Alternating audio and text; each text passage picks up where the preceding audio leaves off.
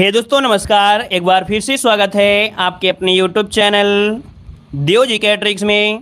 साथ ही दोस्तों हम लोग यहाँ पर बात करने वाले हैं यूपीएससी पेट एग्जाम 2023 के बेस्ट बुक के बारे में, जो कि चक्षु प्रकाशन की बुक है। जो कि आप जानते हैं चक्षु प्रकाशन का जो कंटेंट होता है बहुत ही बेस्ट होता है। यहाँ पर दोस्तों देख सकते हैं कि पेड एग्जाम के लिए गाइड के साथ साथ प्रैक्टिस सेट भी आपका मार्केट में आ चुका है। ऑनलाइन मंगाना है तो लिंक डिस्क्रिप्शन बॉक्स में दी गई है, मार्केट में लेना है तो मार्केट में भी अवेलेबल है, आप लोग ले सकते हैं। यहाँ पर दोस्तों देख सकते हैं पेड एग्जाम की ये संपूर्ण गाइड है जो कि आपके सिलेबस के अनुसार आपका है, बहुत ही बेहतर तरीके से। और साथ में इसमें थ्योरी भी पढ़ेंगे और थ्योरी के साथ साथ इसके जो ऑब्जेक्टिव क्वेश्चन है, मतलब आपने टॉपिक पढ़ा, उस टॉपिक के बाद उसके क्या मिलेंगे, ऑब्जेक्टिव क्वेश्चन भी आपको देखने को मिलेंगे। साथ में इसमें से आपको 6 प्रीवियस ईयर जो आपके पेपर हुए हैं वो भी यहाँ पर आपको मिलेंगे। तो आप लोग मार्केट में दोस्तों इस प्रकार के कह सकते हैं बैनर के माध्यम से, मतलब इस प्रकार का बैनर आपको होगा तो उसको आप लोग क्या करेंगे, यहाँ पर मंगा सकते हैं। यहाँ पर देखिए पेड का जो कह सकते हैं मॉडल पेपर है, ये भी मार्केट में अवेलेबल है, या तो लिंक के माध्यम से मंगा सकते हैं ऑनलाइन, तो भी आपको दिक्कत नहीं है, आप लोग मंगा सकते हैं, ये आपका है। दोस्तों यहाँ पर देख सकते हैं जो आपकी गाइड है, तो गाइड में खासियत तो यही है कि आपकी प्रीवियस ईयर क्वेश्चन तो आपको है डिस्क्राइब के साथ दिए गए हैं, लेकिन यहाँ पर देखिए पूरा टॉपिक पॉइंट टू पॉइंट, क्या पॉइंट टू पॉइंट समझाया भी गया है। और इसके बाद क्या होंगे, इसके जो ऑब्जेक्टिव क्वेश्चन हैं वो भी आप लोग सोल्व करेंगे, जिससे आप लोग जो पढ़ेंगे उससे अच्छे से अच्छे रिवीजन आपका होता जाएगा। मॉडल पेपर की अगर बात करें तो ऐसे क्वेश्चन आपको मिलेंगे जैसे आपके पेपर से ही निकाले गए हों, बिल्कुल पेपर में छपे हुए क्वेश्चन आपको ऐसे मिलते हैं, सेम टू सेम, है ना। यहाँ पर दोस्तों खास बात यह है कि यहाँ पर जो मॉडल पेपर होता है उसके बाद डिस्क्राइब, है ना, क्योंकि समस्या होती है कि हम मॉडल पेपर तो बहुत पढ़ लेते हैं, लेकिन उसके साथ अगर डिस्क्राइब ज़्यादा से ज़्यादा पढ़ेंगे तो ज़्यादा क्वेश्चन तैयार होंगे। तो यहाँ पर देखिए ज़्यादा से ज़्यादा आपको डिस्क्राइब भी आपको देखने को मिलेगा। तो इस बुक की लिंक डिस्क्रिप्शन बॉक्स में दी गई है, तो चक्षु प्रकाशन की इस बुक को ऑनलाइन मंगा सकते हैं या आप मार्केट से भी मंगा सकते हैं। आप लोग देव जीके ट्रिक जो आपका टेलीग्राम है देव जीके ट्रिक, वहाँ पर जुड़ जाइएगा। वहाँ पर आपको वीडियो भेज दिया जाता है, पीडीएफ भी भेज दी जाती है, उससे आपका बेहतर रिवीजन भी हो जाएगा। क्लियर है ना, तो आप लोग टेलीग्राम से जरूर जुड़िएगा। जय हिंद सभी को, जय हिंद सभी को, जय हिंद। एक बार सभी लोग जय हिंद लिखिए और इसके बाद स्टार्ट करते हैं कि सूची फर्स्ट को सूची सेकंड के साथ सुमेलित करना है। यहाँ पर देखो आपसे दिया गया है कि 1 वाले में आपसे बन के आ सकता है। देखिए भारत शासन अधिनियम ये आपका 1935 था, मतलब यहाँ पर 1935 आपका हो गया। फिर क्रिप्स मिशन आपका 1942 में आया था, तो यहाँ पर आपका 4 हो जाएगा। अगस्त प्रस्ताव 1940 में आया था, यहाँ पर आपका 2 हो जाएगा। वेवेल योजना 1945 में आई थी, तो आपका 3 हो जाएगा। तो चलिए यहाँ पर आप लोगों को स्क्रीनशॉट लेना है तो स्क्रीनशॉट ले लीजिए, नहीं तो अपना नंबर मिलाना है तो नंबर मिला सकते हैं 1 4 2 3 1 4 2 3। देखिए ऑप्शन मिल गया है, यहाँ पर आपका बी नंबर मिल गया है। क्लियर हो गया। चलिए आगे बढ़ते हैं। क्वेश्चन दिया है कि 1 वर्ष में स्वराज्य का नारा गांधी जी ने कब दिया था। 1 वर्ष में स्वराज्य का जो नारा दिया गांधी जी ने वो कब दिया था। दोस्तों याद रखिए असहयोग आंदोलन के समय दिया था। असहयोग आंदोलन जो कि 1 अगस्त 1920 को औपचारिक रूप से आपका प्रारंभ हो गया था। तो ऑप्शन क्या हो जाएगा, यहाँ पर बी नंबर आपका राइट हो जाएगा। अगला है कि जब रॉलेट एक्ट पारित हुआ उस समय भारत का वायसराय इनमें से कौन था। चलिए दोस्तों वीडियो को भी लाइक करिएगा। जब रॉलेट एक्ट पारित हुआ था उस समय भारत का वायसराय कौन था, 3 नंबर में। चलिए ये रॉलेट एक्ट आपका जब पास हुआ, देखिए 3 का ऑप्शन जो बनेगा यहाँ पर सी हो जाएगा, लॉर्ड चेम्सफोर्ड था। कौन, लॉर्ड चेम्सफोर्ड 1919 के समय था। तो ऑप्शन क्या हो जाएगा, सी नंबर आपका राइट हो जाएगा। अगला है निम्नलिखित सत्याग्रहों में किसका नेतृत्व महात्मा गांधी ने नहीं किया था। निम्नलिखित सत्याग्रहों में किसका नेतृत्व महात्मा गांधी ने नहीं किया, 4 नंबर में। देखो भाई यहाँ पर भारत छोड़ो आंदोलन, सबने अवज्ञा आंदोलन, बारदोली और खेड़ा। अब ये बताइए कि जो बारदोली आंदोलन है, बारदोली जो आंदोलन है इसका नेतृत्व क्या किया था क्या भाई। यहाँ पर बारदोली वाले में जो नेतृत्व गांधी जी किया था क्या भाई, इसमें सरदार वल्लभ भाई पटेल थे, इसमें थे सरदार वल्लभ भाई पटेल। यहीं पर सरदार की उपाधि भी यहाँ की महिलाओं के द्वारा दिया गया था ना। तो ऑप्शन क्या बन जाएगा, सी हो जाएगा। अगला बताइएगा कि कलकत्ता में एशियाटिक सोसाइटी ऑफ बंगाल की स्थापना 1784 में किसने किया था। चलिए लॉक करिए, इस क्वेश्चन का आंसर इनमें से क्या हो जाएगा दोस्तों।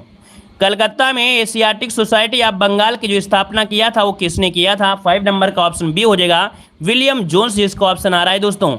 यहाँ पर जिसका भी ऑप्शन आ रहा है विलियम जोन्स, बिल्कुल आपका जवाब राइट हो जाएगा। और आगे बढ़ते हैं, क्वेश्चन दिया गया है निम्नलिखित घटनाओं का सही विचार आपको बताना है। यहाँ पर कौन सी घटना सबसे पहले घटी या बाद में घटी? चलिए यहाँ पर 6 वाले में बताइए क्या आपका यहाँ पर आंसर हो सकता है। अगर ऑप्शन लेना चाहते हैं तो ऑप्शन भी आप लोग ले सकते हैं, कोई दिक्कत यहाँ पर नहीं है। 6 नंबर में देखो आपसे दिया गया है सबसे पहले यहाँ पर खानवा का युद्ध हुआ था 27 में, है ना। कब हुआ था? तो आपके 1527 में हुआ, 1527 में। इसके बाद देखा जाए तो आपका यहाँ पर चौसा का युद्ध हुआ था 1539 में, 1539 में हो गया। इसके बाद कन्नौज का युद्ध हुआ था 1540 में, 1540 में।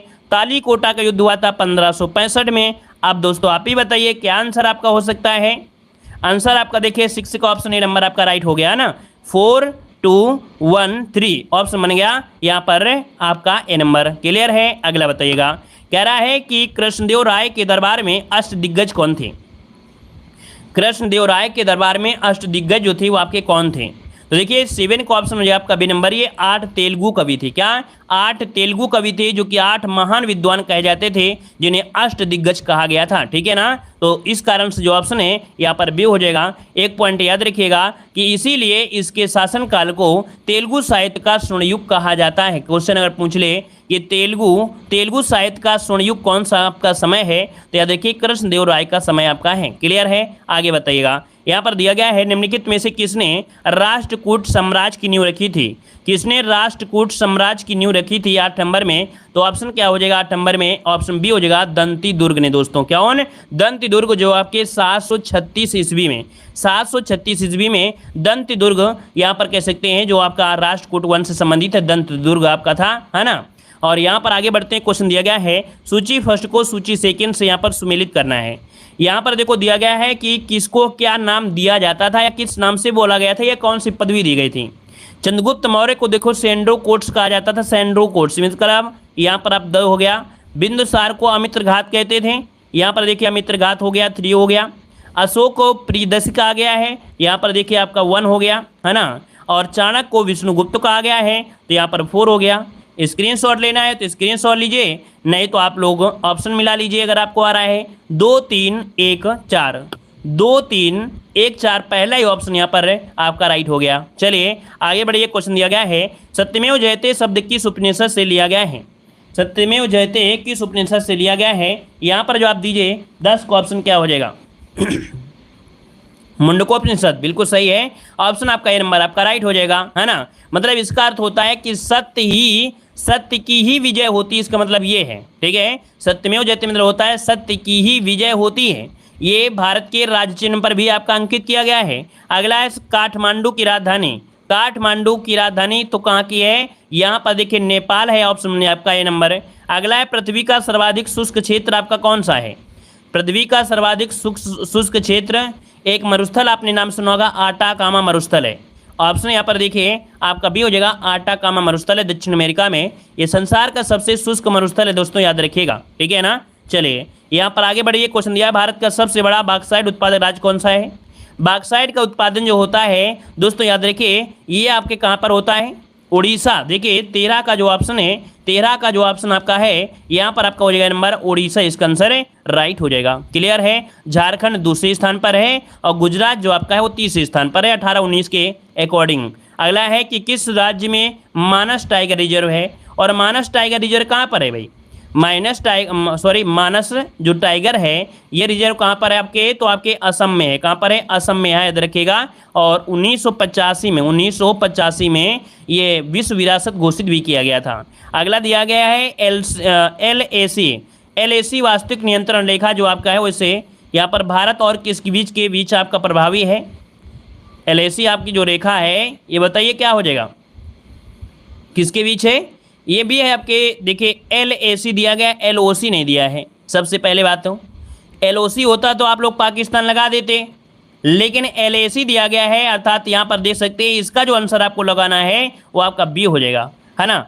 तो आप लोग इस क्वेश्चन का एक बार स्क्रीनशॉट लीजिएगा, क्योंकि एक क्वेश्चन आप लोगों से हो सकता था कि आप लोगों से गलती हो जाए, क्योंकि याद रखिए LAC है, LOC नहीं है, क्योंकि LOC पाकिस्तान है और यहाँ पर LAC आपका चाइना है। समझ गए दोस्तों, एक बार स्क्रीनशॉट ले लीजिए।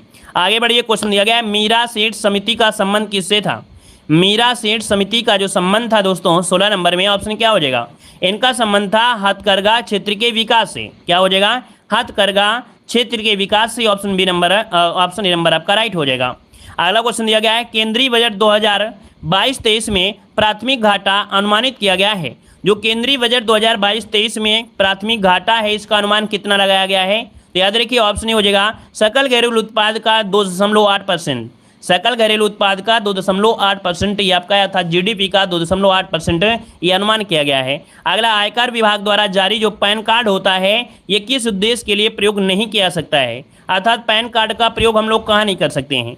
याद रखिएगा कि पहचान का प्रमाण पत्र है, पंजीकरण करदाता है, जन्म तिथि है ना, लेकिन पते का प्रमाण उससे नहीं होता भाई कि पता उससे मिल जाए, है ना, पते का प्रमाण आप नहीं होता है। इसको नोट करिएगा, स्क्रीनशॉट इसको भी लीजिएगा, इसका भी स्क्रीनशॉट लीजिएगा कि जो पैन नंबर होता है उसमें मतलब कह सकते हैं कि पैन कार्ड में व्यक्ति का नाम होगा, जन्म तिथि होती है, पैन नंबर होता है, इसमें पता का उल्लेख नहीं होता है। याद रखिएगा, इसमें प्रमाणिक आपको नहीं दिया जाता है। समझ गए ना, क्लियर है। आगे बताइएगा, कह रहा है कि राष्ट्रीय विकास परिषद का गठन जिस तिथि को हुआ था वह आपकी तिथि कौन सी है। राष्ट्रीय विकास परिषद, देखिए 19 का ऑप्शन जो आपका है सी हो जाएगा, 6 अगस्त 1952 इसका जो आंसर है वो राइट हो जाएगा। यहाँ पर आगे बढ़ते हैं, क्वेश्चन आपसे अगला पूछा गया है।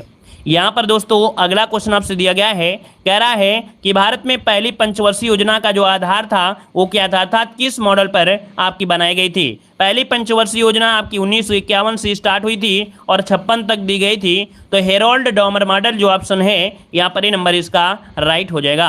अगला क्वेश्चन दिया है, निम्नलिखित में से लोकसभा की प्रथम महिला अध्यक्ष का नाम बताना है। लोकसभा की प्रथम महिला अध्यक्ष पूछा गया 21 नंबर में, तो यहाँ पर आंसर लॉक करिए भाई, क्या हो जाएगा, मीरा कुमार थी। देखिए ऑप्शन क्या बनेगा, सी नंबर है, मीरा कुमार इसका आंसर है, राइट हो जाएगा। अगला, भारतीय संविधान का जनक किसे कहा जाता है। चलिए भाई इसको ऑप्शन लॉक करिएगा, भारतीय संविधान का जो जनक कहा जाता है दोस्तों यहाँ पर जवाब दीजिए क्या हो जाएगा। सभी लोग भाई वीडियो को लाइक जरूर करिएगा, और आज माइनस मार्किंग चल रही है, वास्तविकता नंबर आपको यहाँ पर कमेंट करना है कि आप लोग कितना स्कोर आप इस टेस्ट पेपर में ला रहे हैं। चलिए, भारतीय संविधान का जनक किसे माना जाता है। देखिए 22 नंबर की अगर बात करें तो ऑप्शन हो जाएगा आपका डी, भीमराव अंबेडकर। ऑप्शन बनेगा डी नंबर राइट हो जाएगा। अगला क्वेश्चन दिया गया है कि राष्ट्रपति अपना इस्तीफा किसे संबोधित कर देते हैं। राष्ट्रपति अपना इस्तीफा किसे संबोधित करते हैं, यहाँ पर 23 को ऑप्शन देना है, क्या हो जाएगा, तो देखिए 23 का ऑप्शन जो है आपका, उपराष्ट्रपति अपने इस्तीफा देते हैं, राष्ट्रपति जो देते हैं उपराष्ट्रपति को देते हैं। ऑप्शन बनेगा आपका ए नंबर राइट हो जाएगा। अगला क्वेश्चन दिया गया है, लोकसभा के पहले उपाध्यक्ष पूछा गया है। लोकसभा के पहले उपाध्यक्ष पूछा गया दोस्तों, यहाँ पर आंसर लॉक करिएगा। देखिए 24 नंबर की अगर बात करें तो ऑप्शन सी हो जाएगा, एम अनंत सैनम। ऑप्शन जो आपका है आयंगर जी, यहाँ पर सी हो जाएगा। अगला है कि भारत के संविधान का वह कौन सा अनुच्छेद जिसमें भारत के नियंत्रक महालेखा परीक्षक के बारे में उल्लेख किया गया है। नियंत्रक महालेखा परीक्षक अर्थात कैग। तो देखिए आपका जवाब क्या हो जाएगा, ये 148 आर्टिकल नंबर जो आपका 148 है, यहाँ पर आंसर आपका बी नंबर है, राइट हो जाएगा दोस्तों। क्लियर है ना। और यहाँ पर अगला क्वेश्चन, अच्छा नियुक्ति कौन करता है, तो राष्ट्रपति क्या करता है, नियुक्त करता है, याद रखिएगा। अगला है, इलेक्ट्रॉन का एंटी पार्टिकल क्या होता है। इलेक्ट्रॉन का एंटी पार्टिकल जो होता है क्या होता है। देखिए 26 नंबर में इसका जो आंसर हो जाएगा वो आपका क्या बनेगा, ऑप्शन बन जाएगा आपका ए नंबर, पॉजिट्रॉन होता है। मतलब ये कह सकते हैं कि जो पॉजिट्रॉन होता है एक धनावेशित मूलकण होता है, धनावेशित मूलकण होता है जिसका द्रव्यमान एवं आवेश इलेक्ट्रॉन के बराबर होता है, इसलिए इसे इलेक्ट्रॉन का विरोध कण कहा जाता है। क्या, इसे इलेक्ट्रॉन का विरोध कण कहा जाता है, याद रखिएगा। और आगे बढ़ते हैं, क्वेश्चन दिया है, वायु दाब मापने वाले यंत्र को क्या कहते हैं। जो वायु दाब को मापता है उसे कहते हैं, याद रखिएगा, बैरोमीटर, है ना। ऑप्शन बनेगा यहाँ पर बी नंबर राइट हो जाएगा। क्लियर है। और यहाँ पर आपने पढ़ा होगा कि बैरोमीटर में पारे का प्रयोग किया जाता है, और जब अचानक अगर पारा नीचे आ जाता है मतलब तूफान आने की मतलब संकेत हो जाता है। जब बैरोमीटर में जब पारा होता है अगर अचानक से नीचे आ जाए तो समझो तूफान आने का संदेह मिल रहा है। अगर बैरोमीटर की ऊंचाई में धीरे धीरे परिवर्तन हो रहा है ऊंचाई में तो समझो वर्षा की संभावना देता है ना। और अचानक अगर ऊंचाई चढ़ जाए तो क्या होगा, मतलब साफ मौसम। अगर पारा अचानक से बिल्कुल साफ पहुंच जाए अचानक से तो वो साफ होता है। ये 3 स्थितियां होती हैं, बैरोमीटर से पूछी जाती हैं। सिरके का रासायनिक नाम बताना है तो ऑप्शन क्या हो जाएगा, यहाँ पर हो जाएगा एसिटिक अम्ल होता है, एसिटिक अम्ल होता है, ठीक है ना। और यहाँ पर आगे बढ़िए, क्वेश्चन दिया गया है निम्नलिखित में से मिलान करना है। ये रूपांतरित तना है और आपका उदाहरण है प्रकंद होता है आपके अदरक में दोस्तों। ये जो अदरक होता है ये प्रकंद का उदाहरण होता है। यहाँ पर वल्ब, अच्छा वल्ब आपका है, ये आपका वल्ब जो आपका है ये प्याज से है, अर्थात तो यहाँ पर ये प्याज हो जाएगा, मतलब घेरादार जो होता है घेरादार होता है। और कंद जो होता है ये आपका आलू होता है। तो यहाँ पर देखिए आपका जो आंसर हो गया क्या हो गया, यहाँ पर बी हो गया, यहाँ पर ए हो गया, यहाँ पर सी हो गया। क्लियर है, बी ए सी मतलब पहला ऑप्शन यहाँ पर राइट हो गया। अगला क्वेश्चन दिया गया है, कह रहा है कि डीपीटी का टीका निम्नलिखित में से किस प्रकार का होता है। डीपीटी का टीका किस प्रकार का होता है 30 नंबर में। तो दोस्तों याद रखिएगा एक संयुक्त टीका होता है, अर्थात ये कह सकते हैं कि डीपीटी का जो टीका होता है डिप्थीरिया, कुकुर खांसी और टिटनेस में भी प्रयोग किया जाता है। इस इंजेक्शन से तीन चीज़ें बीमारियां जो होती हैं समाप्त हो जाती है, इसलिए इसे संयुक्त टीका कहा जाता है। अगला क्वेश्चन आपसे दिया गया है, यहाँ पर देखो इस प्रकार से पॉइंट दिए गए हैं और ये कह रहा है कि इसका जो आंसर बनेगा क्या बनेगा। एक सूत्र आपने पढ़ा होगा a माइनस बी का होल स्क्वायर, पढ़ा है ना, a square plus B square minus 2ab, बस उसी हिसाब से दिया गया है। सीधा आंसर इसका निकल के आ जाएगा। क्या निकलेगा, ऑप्शन इसका सी निकल के आ जाएगा। 31 में आपका सी हो जाएगा, सूत्र में रख लीजिएगा, आसानी से आ जाएगा। क्लियर है ना। 6.5 रखेंगे, 6.5 रखेंगे माइनस 3.5 रखेंगे, स्क्वायर करेंगे, आराम से निकल के आ जाएगा। घटा के निकालेंगे 3 आएगा, 3 को वर्ग 9 होता है। चलिए यहाँ पर आगे बढ़िए, क्वेश्चन आपका दिया गया है क्योंकि हम लोग जीएस सॉल्व कर रहे हैं। मनोरथ का संधि विच्छेद क्या होता है 36 नंबर बताइए। मनोरथ का संधि, यहाँ पर 36 नंबर में मनोरथ, तो यहाँ पर आपका जवाब हो जाएगा मना धनरथ, अर्थात ओ की मात्रा हटेगा, विसर्ग लगेगा, पहला ऑप्शन आपका राइट लॉक हो जाएगा। मना धन राइट आंसर इसका जो आ रहा है राइट हो जाएगा। क्लियर हो गया, आगे बताइएगा। नाक रगड़ना मुहावरे का अर्थ क्या होता है। नाक रगड़ना मुहावरे का अर्थ क्या होता है दोस्तों, यहाँ पर 37 नंबर में। और 37 की अगर हम बात कर दें तो दोस्तों यहाँ पर क्या हो जाएगा, नाक रगड़ना मतलब होता है दोस्तों, लॉक करिएगा, ऑप्शन सी हो जाएगा। ये होता है दीनता पूर्वक प्रार्थना करना, ऑप्शन सी बनेगा। जिसके सिर पर चंद्र होता है उसे क्या कहते हैं, जिसके सिर पर चंद्र हो दोस्तों याद रखिएगा, 38 को ऑप्शन बी हो जाएगा, चंद्रशेखर कहते हैं, चंद्रशेखर हो जाएगा। अगला है उत्कर्ष का विलोम क्या होता है। उत्कर्ष का विलोम क्या होता है 39 नंबर में। पहली बार जुड़े हैं तो चैनल को जरूर सब्सक्राइब करिएगा। हर एक प्रकाशन के मॉडल पेपर आपको प्लेलिस्ट मिल जाएगा। ऐसा कोई प्रकाशन नहीं है जो हम आपको सॉल्व नहीं कराते हैं। ये आपके ऑलरेडी लगभग बहुत ही प्रकाशन आपके सॉल्व कराए जा चुके हैं। तो पहली बार जुड़े तो चैनल को जरूर सब्सक्राइब करिएगा, ठीक है ना। देखिए उत्कर्ष का विलोम क्या हो गया, जब उत दिया हो तो इसका अप होता ही होता है, अर्थात ऑप्शन हो जाएगा उत्कर्ष का अपकर्ष बन जाएगा। अगला क्वेश्चन दिया गया है कि आग का पर्यवची क्या होता है, तो आग का पर्यवची क्या हो जाएगा। यहाँ पर देखो आपका दिया गया वैश्वानर, क्या दिया वैश्वानर होता है। 40 का जो आंसर है यहाँ पर आपका बनेगा कौन सा, बी नंबर। अनल पावक वायु सखा दहन वैश्वानर कृषान हुतासन धूमकेतु, है ना। अगर आप लोग यहाँ पर अदर ऑप्शन लगा रहे हैं तो वही गलत हो जाएगा। यहाँ पर आंसर आपका बी। जुलाई 2021 में भारत में स्थित किस हड़प्पा कालीन स्थल को यूनेस्को ने विश्व धरोहर स्थल की सूची में शामिल कर लिया है। तो देखिए 60 नंबर में ऑप्शन हो जाएगा धौलावीरा। ये क्वेश्चन आपको बढ़िया है, नोट करिएगा। 60 नंबर का ऑप्शन हो जाएगा आपका धौलावीरा को ये चुना गया है। ये धौलावीरा है कहाँ दोस्तों, ये बताइए जल्दी से। ये जो धौलावीरा है ये आपके है कहाँ, ये बताइए जल्दी से। ये जो धौलावीरा है ये आपका कहाँ पर है, कौन से राज्य में है, जल्दी से लॉक करिएगा।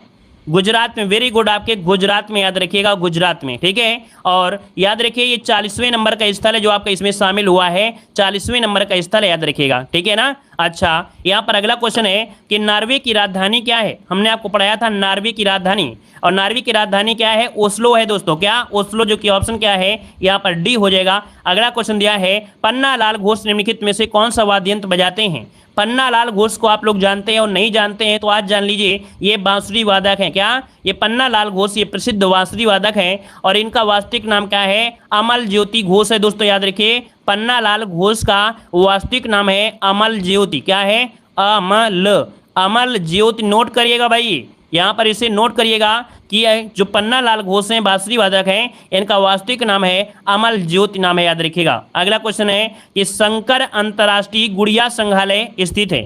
शंकर अंतर्राष्ट्रीय गुड़िया संग्रहालय ये स्थित है दोस्तों आपके ऑप्शन ए नई दिल्ली में। कहां पर है? नई दिल्ली इसका आंसर है, राइट हो जाएगा। और यहां पर इसकी स्थापना किया था एक शंकर पिल्लई ने किया था। ये कार्टूनिस्ट थे शंकर पिल्लई। अगला, निम्नलिखित पुस्तकों में से किस पुस्तक का लेखन वराह मिहिर ने किया था? तो दोस्तों आपका 64 का जो ऑप्शन हो जाएगा वो राइट क्या हो जाएगा? वराह मिहिर। यहाँ पर 64 नंबर में ऑप्शन बनेगा बी नंबर बृहद संहिता, अर्थात जो ऑप्शन है बी नंबर बृहद संहिता इसका आंसर राइट हो जाएगा। अगला क्वेश्चन दिया गया है ऑस्ट्रेलिया की राजधानी क्या है? ऑस्ट्रेलिया की राजधानी पूछा गया 65 नंबर में, और 65 का ऑप्शन भी हो जाएगा कैनबरा। क्या बन जाएगा? कैनबरा इसका ऑप्शन हो जाएगा। अगला है तमिलनाडु की संसदीय सीटों की जो राज्यसभा की संख्या वो कितनी है? तमिलनाडु में पूछा गया है, राज्यसभा की संख्या पूछा गया है। इसके पहले भी मॉडल पेपर में आपका क्वेश्चन मिल चुका है 18, जिसका ऑप्शन है यहाँ पर सी हो जाएगा। अगला, नरेंद्र मोदी जी ने प्रतिवर्ष वीर बाल दिवस मनाने की घोषणा किया है, तो ये बताइएगा कि वीर बाल दिवस मनाने की घोषणा कब की गई है? यहाँ पर आंसर क्या हो जाएगा? तो ऑप्शन बी हो जाएगा आपके 26 दिसंबर। क्या? 26 दिसंबर ऑप्शन बी हो जाएगा। पुस्तक 400 डेज के लेखक कौन है? पुस्तक 400 डेज के जो लेखक हैं वो आपके कौन हैं? ये आपके चेतन भगत, आपने नाम सुना होगा चेतन भगत, ठीक है। इतना अच्छा है कि आईसीसी महिला टी20 विश्व कप 2023 की उप विजेता टीम इनमें से कौन सी है? चलिए 160 का ऑप्शन देना है। और दोस्तों ये आपकी उप विजेता आपसे पूछा गया है ना, यहाँ पर पूछा गया है उप विजेता। तो चलिए बताइएगा इसका आंसर क्या हो जाएगा। यहाँ पर देखिए आपका जवाब इनमें से जो आपका आ रहा है दक्षिण अफ्रीका। यहाँ पर देखिए 160 का जो ऑप्शन है, 160 का ऑप्शन है आपका दक्षिण अफ्रीका। मतलब फाइनल में दक्षिण अफ्रीका को 19 रनों से हराकर ऑस्ट्रेलिया ने अपना छठा और लगातार तीसरा खिताब जीता है। तो ऑप्शन बनेगा यहाँ पर आपका ए नंबर है, राइट हो जाएगा। अगला क्वेश्चन यहाँ पर आपसे दिया गया है, कह रहा आपसे झुंग सिप 26 संचार उपग्रह को किसके द्वारा लॉन्च किया गया है? यहाँ पर जवाब देना है, जो उपग्रह है किसके द्वारा लॉन्च किया गया है। आपका जो आंसर है इनमें से वो राइट इनमें से क्या हो जाएगा? तो दोस्तों यहाँ पर 161 का जो ऑप्शन बनेगा राइट क्या हो जाएगा? चलिए यहाँ पर आंसर सी हो जाएगा, याद रखिएगा चीन। क्या हो जाएगा? चीन इसका जो आंसर है यहाँ पर राइट हो जाएगा, चीन हो जाएगा। आगे बढ़िए, क्वेश्चन दिया गया है कांग्रेस द्वारा 50वें महाधिवेशन का आयोजन कहाँ पर किया गया है? बताना है कि कांग्रेस के द्वारा, दोस्तों देख सकते हैं कह रहा आपसे कांग्रेस के द्वारा 50वीं है ना 85 नंबर का जो महाधिवेशन है इसका आयोजन कहाँ पर किया है? ऑप्शन बी हो जाएगा आपके रायपुर में। कहां पर? रायपुर इसका आंसर है, राइट हो जाएगा। दोस्तों यहां पर आगे बढ़िए, क्वेश्चन आपसे अगला पूछा गया है सर्वश्रेष्ठ फीफा पुरुष खिलाड़ी 2022 के पुरस्कार से किसे सम्मानित किया गया है?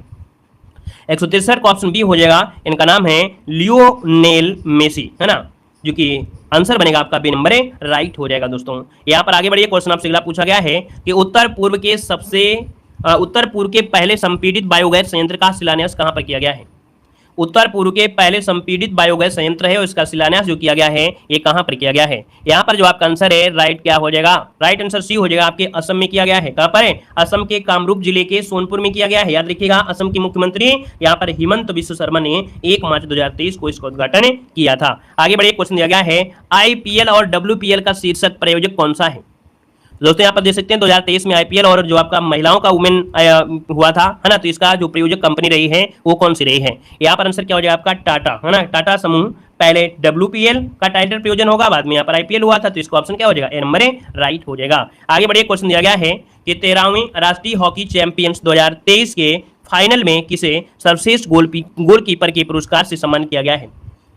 तो जवाब देना है यहाँ पर कि 13वें राष्ट्रीय हॉकी चैंपियंस 2023 के फाइनल में किसे सर्वश्रेष्ठ गोलकीपर के पुरस्कार से सम्मानित किया गया है? यहाँ पर 166 का जो ऑप्शन है वो आपका डी हो जाएगा। यहाँ पर सोनल मिंज, क्या नाम है इनका? सोनल मिंज नाम है इनका। ऑप्शन आपका डी नंबर है, राइट हो जाएगा। चलिए आगे बढ़ते हैं, क्वेश्चन आपसे अगला पूछा गया है तरफ से वैश्विक पहल में MIIRA का संबंध किस फसल से है? चलिए यहाँ पर देखिए ऑप्शन इसका जो बनेगा मीरा, मतलब ये जो मीरा है इसका फसल जो आपका है ये किससे संबंधित है? यहाँ पर आंसर जो आपका ऐसी नंबर है ये बाजरा से संबंधित है। किससे संबंधित है? ये आपके बाजरा से संबंधित है। यहाँ पर आगे बढ़िए, क्वेश्चन आपसे अगला पूछा गया है क्या आपसे बिम्स्टेक एनर्जी सेंटर के गवर्निंग बोर्ड की पहली बैठक का आयोजन कहाँ पर किया गया है? बताना है BIMSTEC energy centre governing board की पहली बैठक का आयोजन कहां पर किया गया है? यहाँ पर आंसर जो आपका है राइट क्या हो जाएगा? तो राइट आंसर यहाँ पर बनेगा डी नंबर, आपके बेंगलुरु में किया गया है। कहां पर है? आपके बेंगलुरु में स्थित आपका एक होटल है सोंगीला, क्या सोंगीला होटल आपका है। और आगे बढ़िए, क्वेश्चन आपसे अगला पूछा गया है कि 2 से 4 मार्च 2023 तक नई दिल्ली में 8वां रायसीना डायलॉग किस थीम के साथ आयोजित किया गया था? यहाँ पर जो आपका आंसर है दोस्तों राइट इनमें से क्या हो जाएगा? तो दोस्तों इसमें से जो आपका था ऑप्शन इसका सी बनेगा। यहाँ पर जो ऑप्शन आपका सी दिया गया है यहाँ पर प्रोकटेशन, यूनिकेथल और टर्बुलेंस, ये जो ऑप्शन है ऑप्शन सी इसका राइट हो जाएगा। नोट कर लीजिएगा भाई, क्योंकि इंग्लिश वगैरह कम आती है हमें। यहाँ पर आगे बढ़िए, क्वेश्चन आपसे दिया गया है यूरोपीय संघ ने किस देश के साथ मिलकर विंडसर फ्रेमवर्क का निर्माण किया है। यूरोपीय संघ ने किस देश के साथ मिलकर विंडसर फ्रेमवर्क का निर्माण किया है। 170 का जो ऑप्शन है यहाँ पर ये हो जाएगा यूनाइटेड किंगडम। क्या यूनाइटेड किंगडम इसका जो आंसर है राइट हो जाएगा दोस्तों। विंडसर फ्रेमवर्क का निर्माण किया है। अगला क्वेश्चन यहाँ पर दिया गया है कि एक्सेस नाउ की इंटरनेट शटडाउन 2022 की वैश्विक सूची में शीर्ष स्थान किसे प्रदान किया गया है।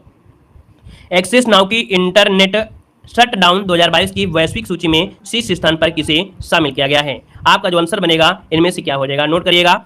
यहाँ पर जो आपका आंसर है वो आपका बी हो जाएगा दोस्तों, भारत इसमें से शामिल है। ठीक है, भारत शामिल है। आगे बढ़िए, क्वेश्चन दिया गया है कि बिहार के किस जिले में मोटे अनाजों के प्रति जागरूकता के लिए श्री अन्न महोत्सव आयोजित किया गया है।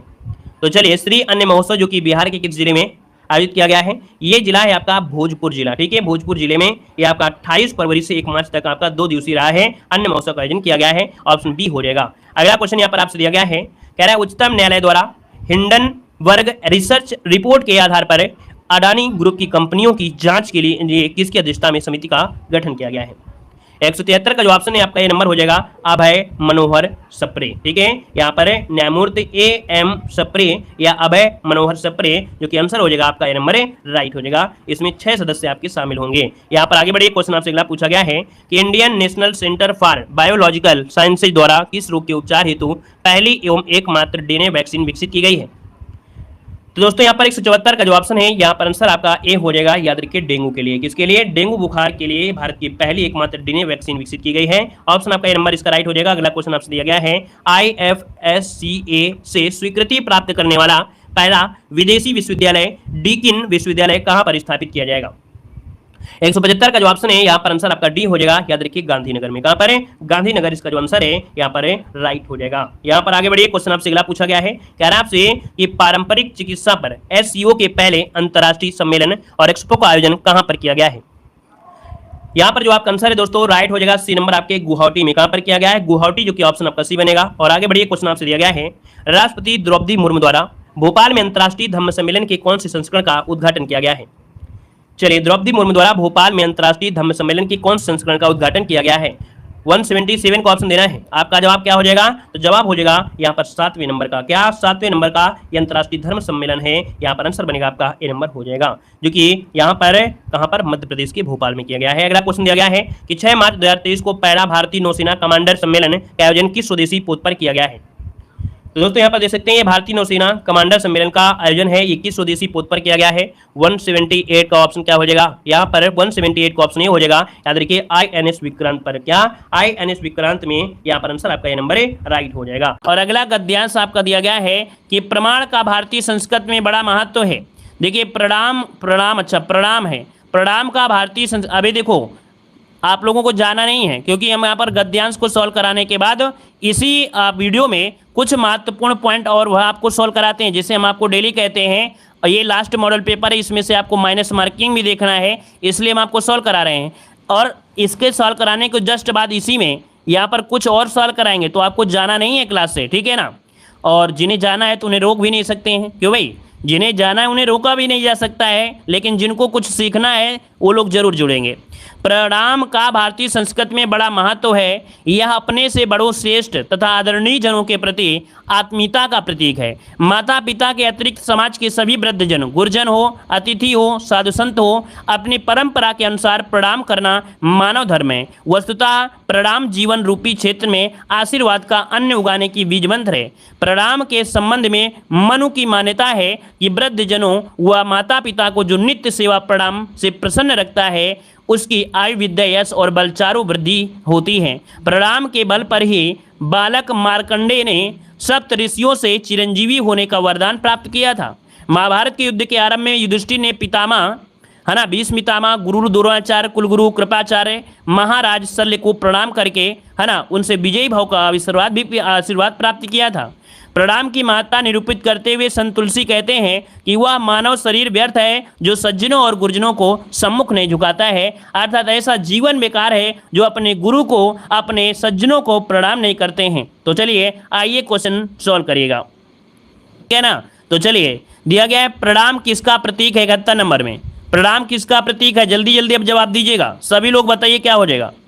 तो देखिए प्रणाम जो आपका प्रतीक है संस्कृत का है, मानव धर्म का है, आत्मीयता का है, परंपरा का है।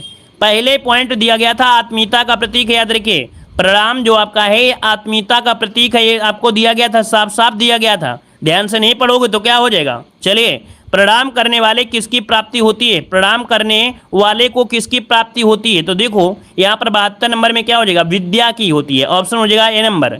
अगला यहाँ पर दिया है बालक मार्कंडे की को चिरंजीवी होने का वरदान किसने दिया था? तो यहाँ पर देखो 73 में ऑप्शन हो जाएगा आपका सप्त ऋषि मुनियों ने दिया था। अगला है सज्जनों और गुरुजनों के सम्मुख झुकने से तात्पर्य मतलब क्या होता है? मतलब होता है अहंकार की समाप्ति होती है, अहंकार की समाप्ति होती है। जीवन रूपी क्षेत्र में आशीर्वाद का अन्न उगाने का जो बीज मंत्र है वो क्या है? तो आपका प्रणाम ही है, याद रखिएगा। अगला गद्यांश जो दिया गया है वो आप लोगों के बारे में दिया है। हंसते हंसते आप लोग देखिए कितना मजा आएगा और ये गद्यांश भी खत्म हो जाएगा। कह रहा है कि खेल की कक्षा शुरू हुई तो एक दुबली पतली लड़की शिक्षक से ओलंपिक रिकॉर्ड के बारे में सवाल पूछने लगी। इस पर कक्षा में सभी छात्र हंस पड़े। 4 साल की उम्र में ही उसे पोलियो हो गया था। शिक्षक ने भी व्यंग किया, तुम खेलों के बारे में जानकर क्या करोगी? तुम तो ठीक से खड़ी भी नहीं हो सकती हो, फिर ओलंपिक से तुम्हारा क्या मतलब? तुम्हें कौन सा खेल में भाग लेना है जो यह सब जानना चाहती हो? उदास होकर लड़की चुपचाप बैठ गई। सारी क्लास उस पर देर तक हंसता रहा, है ना। घर जाकर उसने माँ से पूछा, क्या मैं दुनिया की सबसे तेज धावक बन सकती हूँ? उसकी माँ ने उसे प्रेरित किया और कहा, तुम कुछ भी कर सकती हो। इस संसार में मुमकिन कोई भी नहीं है, कुछ भी नहीं है आपका। अगले दिन जब खेल पीरियड में उसे बाकी बच्चों से अलग बिठाया गया तो उसने कुछ सोचकर बैसाखियां संभाली और दृढ़ निश्चय के साथ बोली, सर याद रखिएगा, अगर लगन सच्ची और इरादे बुलंद हों तो सब कुछ संभव है। जैसे आप लोगों को कहा जाता है कि आप लोग कहोगे सर पेपर लीक हो गया, क्या हो गया, क्या नहीं हो गया। अगर आपके अंदर लगन है, आपके अंदर सच्ची मेहनत किया है तो आपके अंदर से आवाज़ आएगी कि नहीं, मैं चाहे कुछ भी हो जाए, पेपर लीक हो जाए, लेकिन मैं पास होकर दिखाऊंगा। तो यहाँ पर अगर आपकी लगन सच्ची है, इरादे बुलंद है तो कुछ भी संभव है। सभी ने इसे भी मजाक में ले लिया और उसकी बात पर ठहाका लगाया।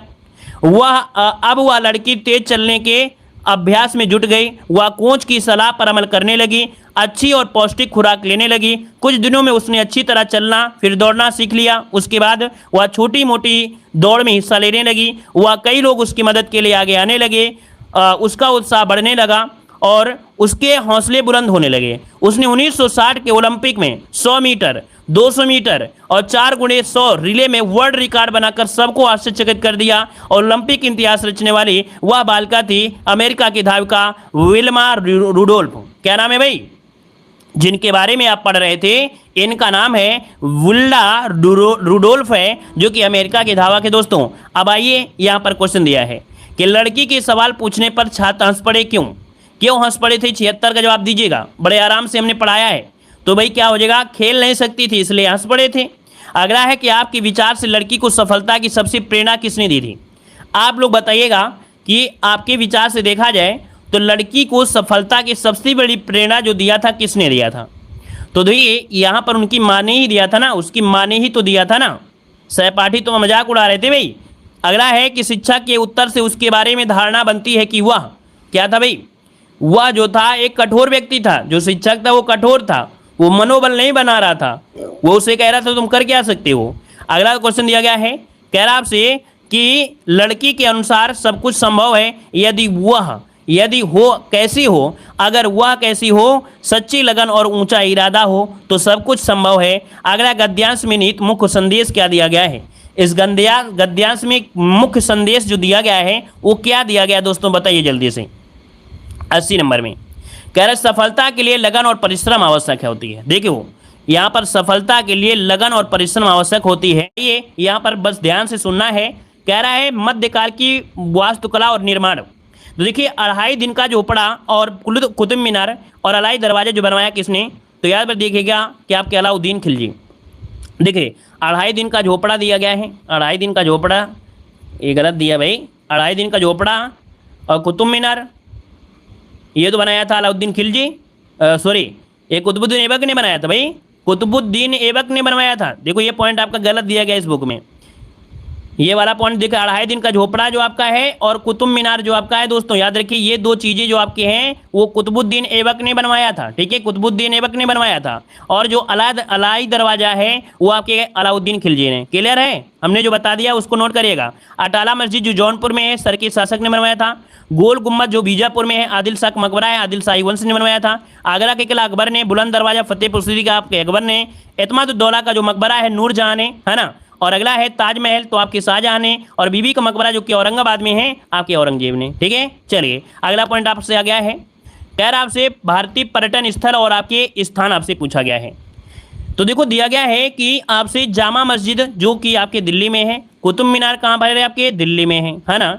अगला है इंडिया गेट, बताइए इंडिया गेट कहाँ पर है दिल्ली में है। लाल किला कहाँ पर है आपके दिल्ली में है। राष्ट्रपति भवन कहाँ पर है दिल्ली में है। राजघाट कहाँ पर है आपके दिल्ली में है ना। अगला पॉइंट बताइएगा, कह रहे हुमायूं का मकबरा कहाँ पर है, तो दोस्तों हुमायूं का मकबरा दिल्ली में। शांतिवन कहाँ है दिल्ली में। कमल मंदिर कहाँ पर है आपके दिल्ली में। लोधी गार्डन कहाँ पर है दिल्ली में। जंतर मंतर कहाँ पर है दिल्ली में, है ना।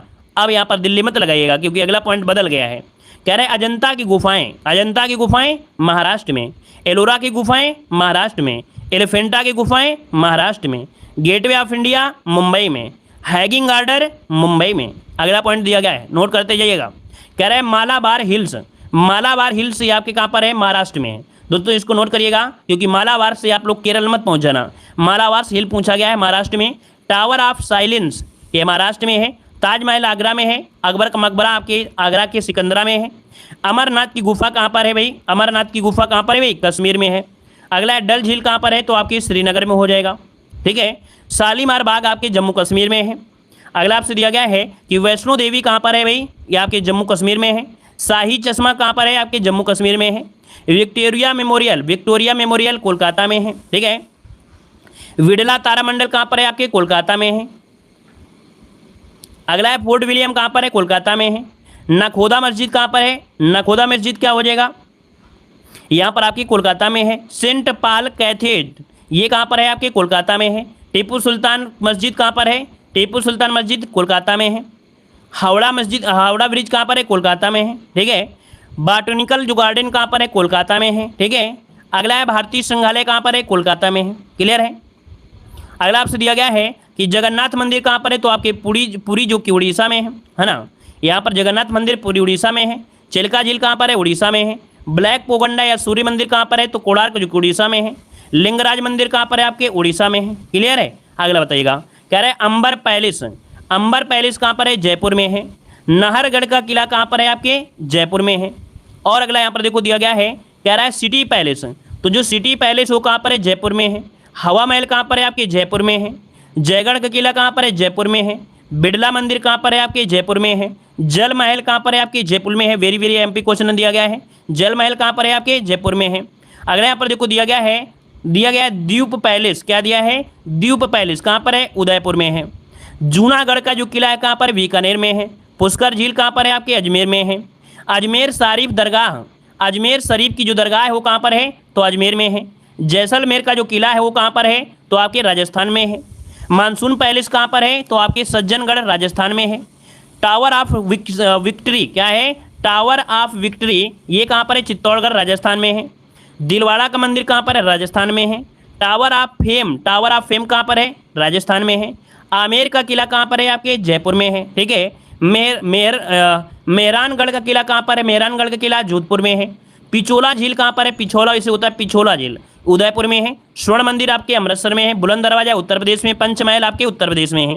बनारस घाट कहाँ पर है, तो उत्तर प्रदेश में है। ग्वालियर का किला कहाँ पर है, आपके मध्य प्रदेश में है। संगमरमर चट्टान कहाँ पर है, मध्य प्रदेश में है। लाल बाग गार्डन कहाँ पर है, कर्नाटक में। वृंदावन गार्डन कहाँ पर है, कर्नाटक में है। ये बताइए सही दिया है कि नहीं है, जल्दी से बताइए। क्वेश्चन जो दिया गया है वृंदावन गार्डन कहाँ पर है, जल्दी से बताइए। यहाँ पर जो दिया गया है वृंदावन गार्डन किस राज्य में है, कर्नाटक में। ये दोस्तों याद रखिए, वृंदावन गार्डन जो आपका है भारत के कर्नाटक राज्य के मैसूर नगर में है। ठीक है ना, उत्तर प्रदेश मत लगाइएगा, इसको नोट करिएगा ताकि गलती आप लोगों से ना हो, कंफ्यूज नहीं होना है और गलती भी नहीं होना है। एक बार इसको नोट कर लीजिएगा, वृंदावन जो गार्डन है वो कर्नाटक में ही है, बिल्कुल है, मैसूर में। ठीक है, अगला है गोल गुम्बद, गोल गुम्बद आपके बीजापुर जो कि आपके कर्नाटक में। कुर्ग जो आपका है कर्नाटक में, मैसूर महल कहाँ पर है कर्नाटक में, गोमतेश्वर की प्रतिमा कर्नाटक में, मीनाक्षी मंदिर कहाँ पर है आपके तमिलनाडु में है। अगला है मरीना बीच कहाँ पर है दोस्तों, याद रखिए विश्व की ये मरीना जो आपका बीच है सबसे बड़ा बीच है आपका तमिलनाडु। वृहदेश्वर मंदिर आपके तमिलनाडु, चार मीनार हैदराबाद, गोलकुंडा कहाँ पर है आपके हैदराबाद में है, विडला मंदिर कहाँ पर है, विडला मंदिर आपके हैदराबाद हो जाएगा, वेंकटेश्वर मंदिर जो कि तिरुमाला आंध्र प्रदेश में है, जैन मंदिर आपके गुजरात में है, कच्छ के महारण जो आपका दिया है गुजरात में है, और पद्मनाभ जो स्वामी का मंदिर है पद्मनाभ स्वामी मंदिर केरल में है, बेम्बनार झील आपके कहाँ पर है केरल में है। तो दोस्तों यहाँ पर जो आपकी जो क्लास रही वो आपकी कैसी लगी दोस्तों, अगर आपको डेली ऐसे ही जुड़ना है, डेली ऐसे आपको सीखना है तो हर एक मॉडल पेपर आप पढ़िए। हर एक मॉडल पेपर में हम आपको ऐसे कवर कराते हैं दोस्तों। याद रखिएगा कि आपको लगेगा कि नहीं हमने इतना पढ़ लिया कैसे रटेंगे, तो आपको बता दें कि आप 60% से ज़्यादा आप लोगों का आ रहा था, नहीं आ रहा था। ऐसे कितने स्टूडेंट हैं जिनको नहीं लगता है कि नहीं 60% हमको नहीं आ रहा था, हम नया पढ़ रहे थे कुछ। आप कुछ नया नहीं पढ़ रहे थे, 60% आपको रटा हुआ था। मात्र यहाँ पर 40% ही यहाँ पर था जिसको आप रिवीजन के माध्यम से 20% कंप्लीट कर लिया।